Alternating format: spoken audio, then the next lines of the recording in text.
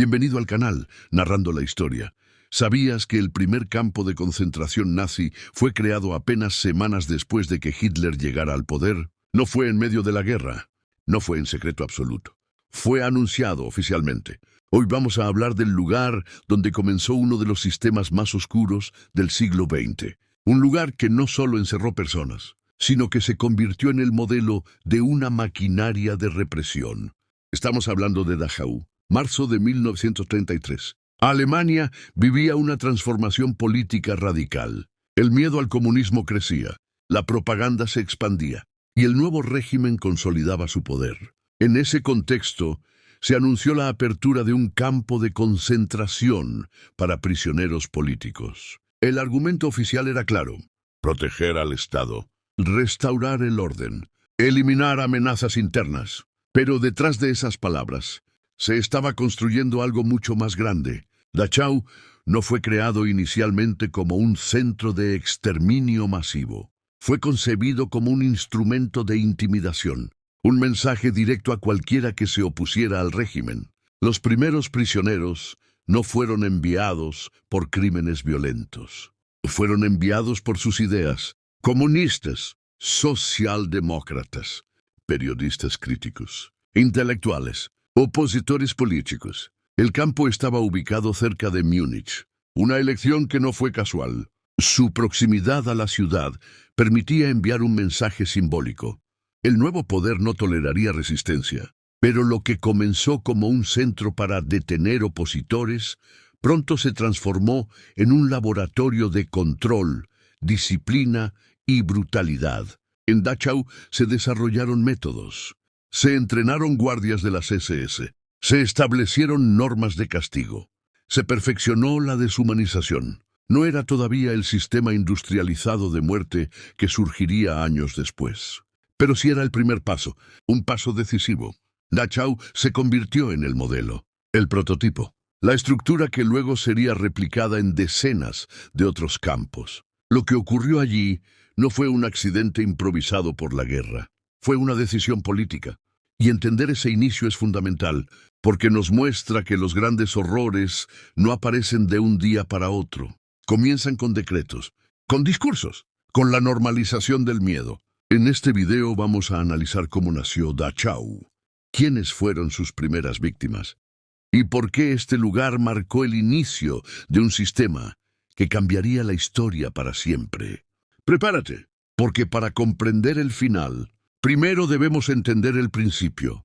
Para entender Dachau, debemos regresar al año 1933. Alemania no era la misma nación derrotada de 1918, pero aún cargaba las heridas de la Primera Guerra Mundial. Crisis económica, desempleo masivo, inflación devastadora, humillación internacional tras el Tratado de Versalles. En ese escenario de frustración y miedo, surgió una figura que prometía orden, fuerza y recuperación nacional: Adolf Hitler. En enero de 1933 fue nombrado canciller, y en cuestión de semanas, el equilibrio político comenzó a desmoronarse. El incendio del Reichstag, en febrero de ese mismo año, marcó un punto de inflexión. El gobierno declaró estado de emergencia. Se suspendieron derechos civiles. Se autorizó la detención sin juicio. La narrativa oficial era clara: Alemania estaba bajo amenaza interna. El enemigo ya no era solo externo, era ideológico. Comunistas, socialdemócratas, opositores políticos, cualquiera considerado una amenaza al nuevo régimen. Con el decreto del incendio del Reichstag, la policía obtuvo poderes extraordinarios. La detención preventiva se volvió legal. El encarcelamiento sin proceso judicial se normalizó. En ese clima de urgencia política, nació la idea de crear un lugar específico para concentrar a los detenidos.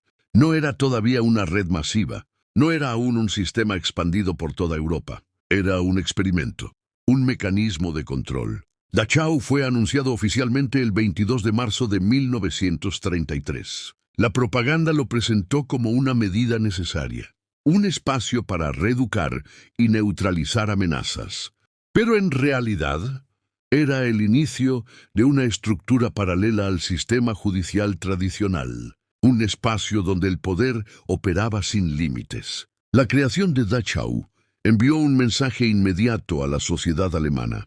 El régimen no solo gobernaba, también castigaba, y lo hacía fuera de los mecanismos legales convencionales. Muchos ciudadanos, influenciados por la propaganda, aceptaron la medida. Otros guardaron silencio. El miedo comenzaba a instalarse. Dachau no surgió en medio del caos de la guerra. Surgió en un momento de consolidación política. Eso es lo que lo hace tan significativo. No fue una reacción desesperada ante un conflicto armado. Fue parte de un proyecto ideológico, un proyecto que combinaba nacionalismo extremo, autoritarismo y persecución sistemática. Entender 1933 es entender cómo un Estado puede transformar la legalidad en instrumento de represión. Porque antes de los campos masivos, antes del exterminio industrializado, existió la normalización, y Dachau fue la primera pieza visible de esa nueva realidad.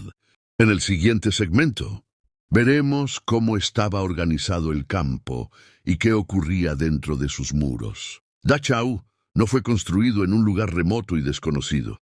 Estaba situado cerca de la ciudad de Múnich, a pocos kilómetros de una zona urbana activa. Su ubicación no fue casual. Múnich era considerada el corazón ideológico del movimiento nazi. Fue allí donde el partido había crecido, donde se habían organizado sus primeras manifestaciones, donde el nuevo poder se consolidaba. Colocar el primer campo de concentración tan cerca de esa ciudad enviaba un mensaje claro. El régimen no tenía nada que ocultar. El castigo era visible. La advertencia era pública. Inicialmente el campo fue instalado en una antigua fábrica de pólvora abandonada. El espacio fue adaptado rápidamente para albergar prisioneros. Pero con el tiempo, Dachau dejó de ser improvisado. Se transformó en una estructura organizada, sistemática, planificada. El complejo incluía barracones de madera para los prisioneros, una plaza central para formaciones y castigos, torres de vigilancia, cercas electrificadas, oficinas administrativas, áreas de detención aislada. Todo estaba diseñado para controlar cada movimiento. La arquitectura misma servía como instrumento de poder. Las torres permitían vigilancia constante. Las cercas electrificadas eliminaban cualquier intento de fuga. El patio central obligaba a los prisioneros a permanecer horas de pie durante los llamados recuentos. La disciplina era parte del diseño físico. Con el paso de los años, Dachau se expandió. Se añadieron nuevos barracones. Se construyeron instalaciones adicionales. Incluso se creó un campo satélite con subcampos vinculados a fábricas y centros de trabajo forzado. Pero más allá de la estructura física, Dachau se convirtió en algo más importante, un modelo. La organización administrativa implementada allí sirvió de referencia para otros campos que surgirían después. Los métodos de vigilancia, el sistema de numeración de prisioneros, la jerarquía interna, la división por categorías. Todo fue perfeccionado en Dachau. No era solo un lugar de detención, era un laboratorio de control social, un espacio donde el régimen experimentaba cómo imponer obediencia absoluta. La estructura no estaba pensada para la comodidad, ni para la rehabilitación. Estaba diseñada para intimidar, para quebrar psicológicamente, para recordar constantemente quién tenía el poder. Cada cerca, cada torre, cada formación obligatoria era parte de un sistema cuidadosamente construido. Y así, el primer campo dejó de ser provisional, se convirtió en permanente. En el siguiente segmento, veremos quiénes fueron los primeros hombres enviados a este lugar y cómo cambió su destino al cruzar esas puertas. Cuando Dachau abrió sus puertas en marzo de 1933, no recibió criminales comunes, recibió opositores. Los primeros prisioneros fueron hombres considerados enemigos políticos del nuevo régimen, comunistas, socialdemócratas, sindicalistas, periodistas críticos, intelectuales. Muchos de ellos no habían cometido ningún delito violento. Su crimen era pensar diferente. En los primeros meses, miles fueron detenidos bajo la acusación de amenazar la estabilidad del Estado. No hubo juicios justos, no hubo defensa adecuada, solo órdenes administrativas y traslados. Ser enviado a Dachau significaba quedar fuera del sistema legal tradicional. La detención preventiva podía durar meses o años. Al llegar al campo, los prisioneros eran registrados. Se les quitaba su identidad civil. Recibían un número. El proceso era rápido, frío, burocrático, pero la humillación era intencional. Desde el primer día el objetivo era claro: romper la resistencia. Las condiciones eran duras, incluso en esta etapa inicial. Golpes, insultos, formaciones interminables bajo cualquier clima, castigos ejemplares frente a otros prisioneros. La violencia no era improvisada, era parte del método. Con el tiempo, la población del campo cambió. Después de los opositores políticos, comenzaron a llegar otros grupos: testigos de Jehová, sacerdotes que criticaban al régimen, personas acusadas de conductas consideradas asociales, y más adelante, judíos. Aunque Dachau no fue creado originalmente como un centro de exterminio, sí fue un espacio de persecución sistemática. Allí comenzó la ampliación de la represión. El campo reflejaba la evolución del régimen, de perseguir rivales políticos a perseguir identidades. Cada nuevo grupo enviado ampliaba la definición de enemigo. Y eso es clave para entender lo que vendría después. Porque Dachau fue el primer escenario donde el régimen probó hasta dónde podía llegar. Y la respuesta fue inquietante. Podía llegar muy lejos.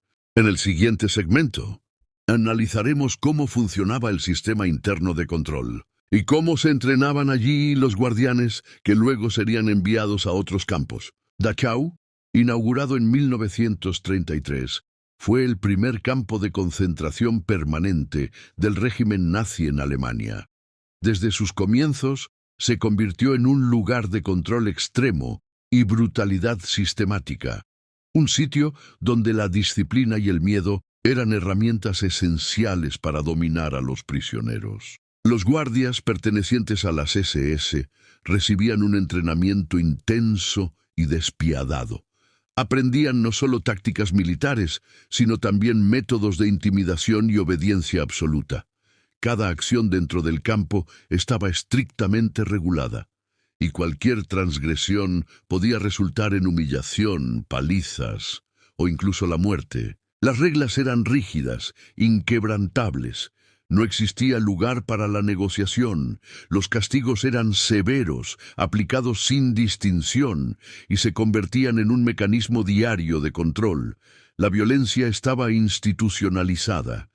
Era parte del funcionamiento cotidiano del campo. Dachau también servía como laboratorio de control psicológico. Los prisioneros eran observados constantemente. Cada movimiento, cada palabra, cada gesto podía ser motivo de castigo. El miedo se utilizaba como arma y la sumisión como objetivo. Sobrevivir dependía tanto de la resistencia física como de la fortaleza mental. Además, Dachau se convirtió en un modelo para otros campos de concentración. Su organización, basada en jerarquías estrictas y procedimientos uniformes, fue replicada en Auschwitz, Buchenwald y otros campos de Alemania y territorios ocupados. La combinación de disciplina militar, trabajo forzado y brutalidad sistemática mostraba un método calculado, un sistema pensado para controlar y destruir. El control se extendía a todos los aspectos de la vida: la alimentación, la higiene, los movimientos y hasta las relaciones entre los prisioneros. Cada pequeña desviación era castigada para mantener un clima constante de terror.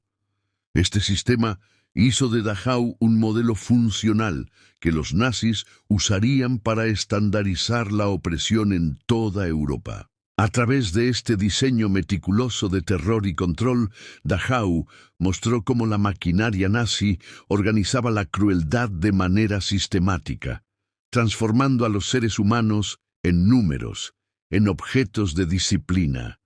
Este capítulo de la historia evidencia la eficacia del miedo como herramienta de poder y subraya la importancia de recordar, de enseñar, para que nunca se repita. En Dachau, el trabajo forzado no era solo una forma de castigo, era una herramienta central del sistema de control nazi. Los prisioneros eran obligados a realizar tareas agotadoras, muchas veces sin descanso y bajo condiciones extremas. Cada jornada, larga y extenuante, estaba diseñada para desgastar el cuerpo y quebrar la voluntad de quienes allí estaban. La explotación no tenía límites.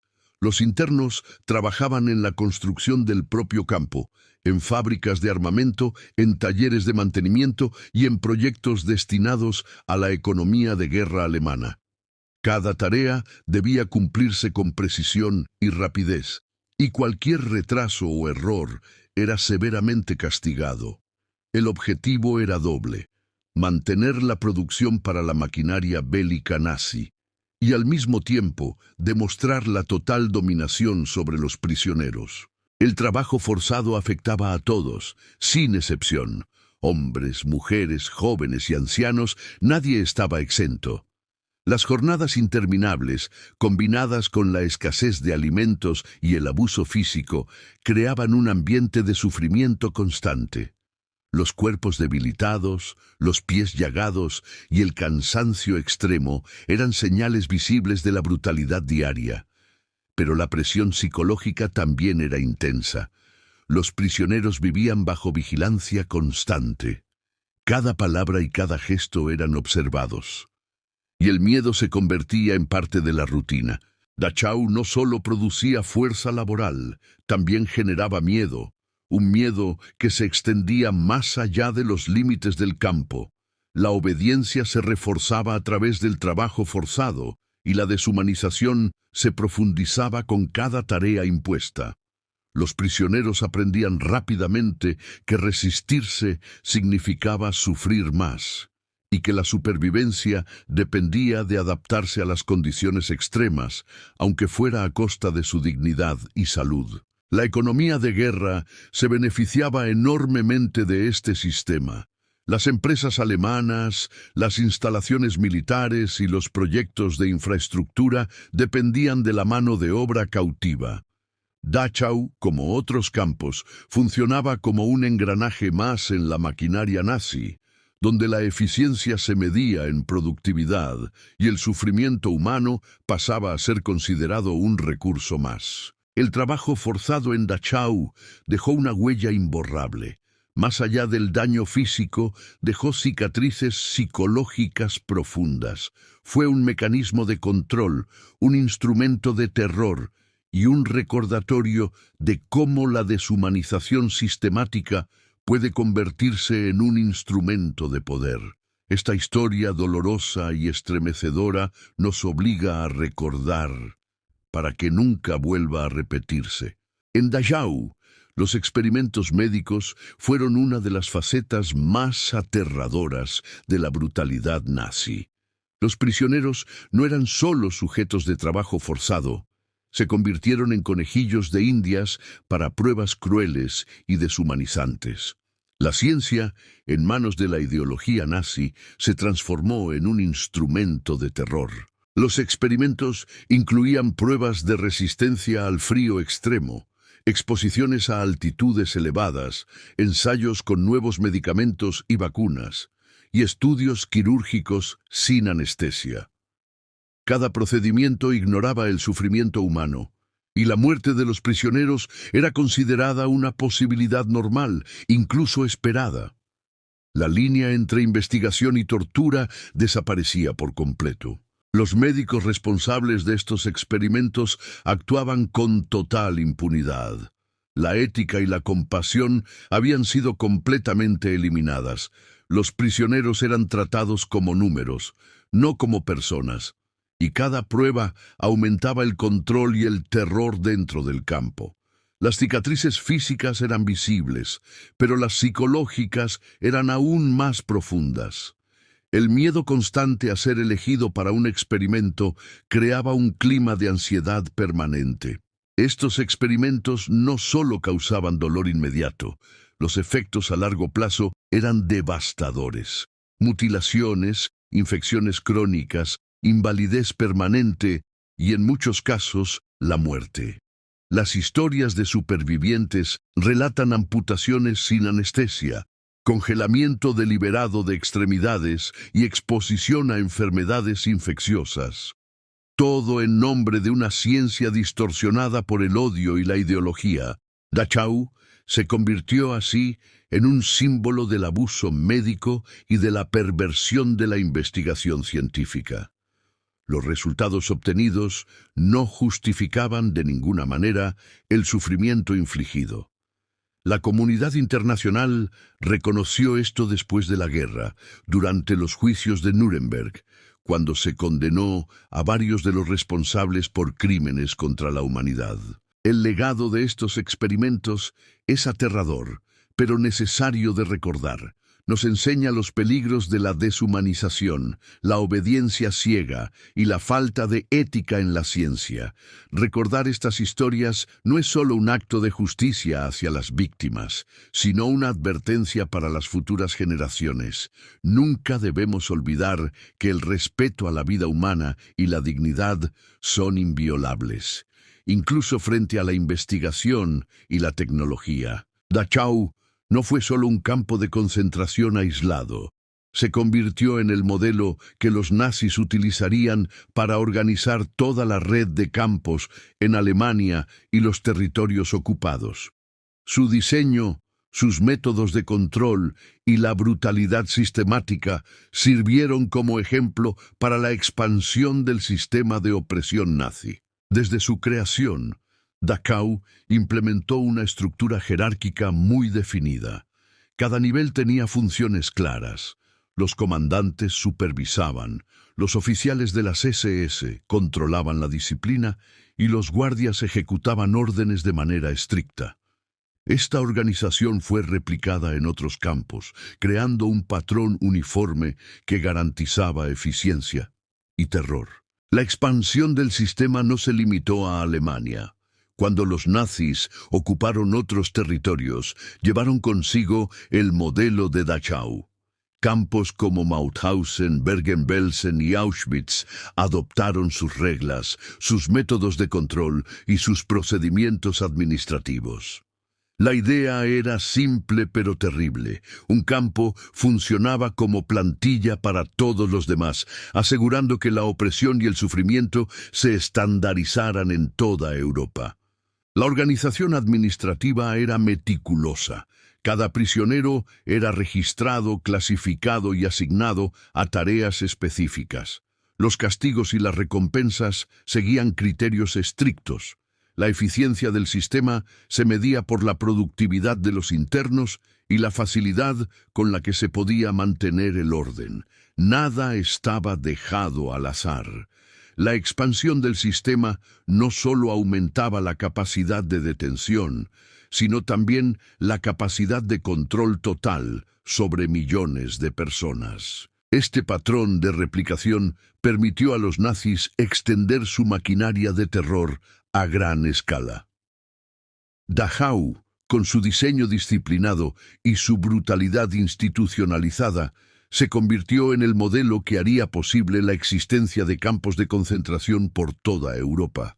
La sistematización del horror permitió que la deshumanización, el abuso físico y psicológico y la explotación de los prisioneros fueran parte integral del funcionamiento de cada campo. Recordar cómo Dachau sirvió de modelo para otros campos es esencial.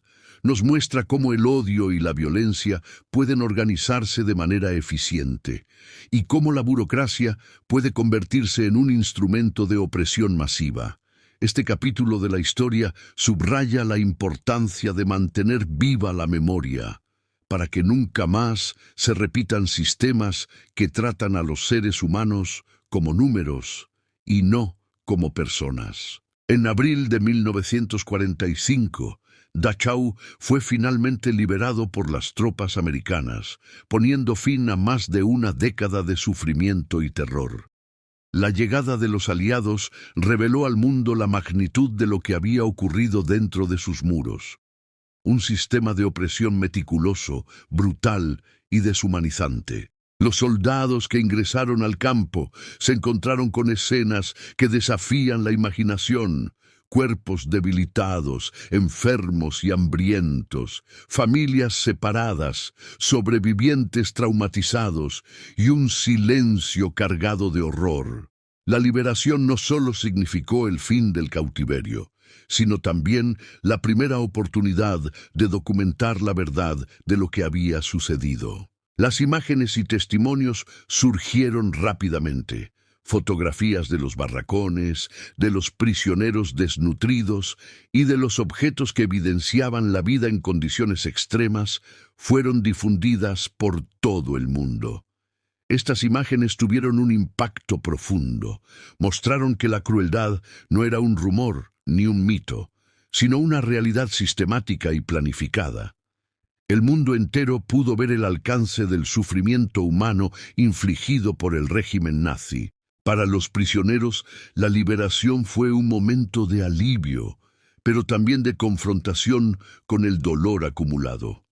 Muchos habían perdido a familiares y amigos, y los recuerdos de la violencia sufrida permanecieron grabados en su memoria. La recuperación física y emocional sería larga y difícil, y para muchos, las cicatrices nunca desaparecerían completamente. El legado de Dachau trasciende la historia del propio campo. Después de la liberación, los juicios de Nuremberg y otros procesos judiciales expusieron al mundo la magnitud de los crímenes cometidos. Los comandantes, oficiales y médicos responsables fueron juzgados por crímenes de guerra y crímenes contra la humanidad, y muchos recibieron condenas ejemplares. Pero el legado de Dachau no se limita a la justicia legal. También se encuentra en la memoria colectiva y en los esfuerzos por educar a las nuevas generaciones sobre los horrores del nazismo. Cada barracón, cada barrera, cada documento y testimonio sirve como recordatorio de la deshumanización sistemática, de la brutalidad y del sufrimiento infligido a millones de personas inocentes. Hoy, Dachau funciona como un memorial y museo.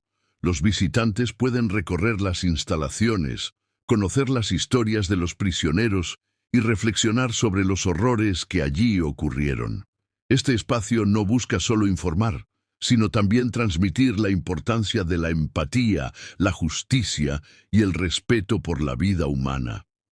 Cada exposición y cada placa conmemorativa nos recuerda que la memoria histórica es un instrumento de prevención, una forma de asegurarnos de que semejante barbarie nunca vuelva a repetirse.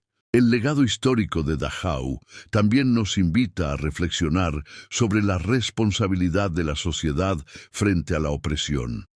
Nos recuerda que la indiferencia, el odio y la manipulación pueden generar sistemas de terror si no se denuncian y combaten. Enseñar y recordar estas historias no es un acto de tristeza únicamente, es un acto de resistencia y conciencia. Hoy más que nunca, es vital mantener viva la memoria de Dachau y de todos los campos de concentración.